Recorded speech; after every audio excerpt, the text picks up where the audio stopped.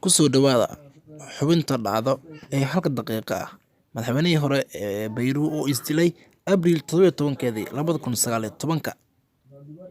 Madaxweynihii hore ee Masar Mohamed Morsi oo geeriyooday Juun 17-keedii 2019.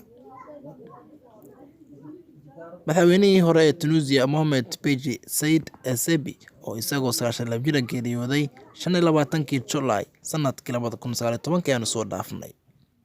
Madaxweynihii hore ee dalka Zimbabwe Robert Gabriel Mugabe oo dhintay Sebtembar 2019 ayaanu soo dhaafnay. Sidoo kale madaxweynihii hore ee Tunisia Zeynal Abidine Ben Ali oo asna geeriyooday Sebtembar 2019. Sidoo kale madaxweynihii hore ee dalka Faransiiska Jacques Chirac oo dhintay Sebtembar 2019.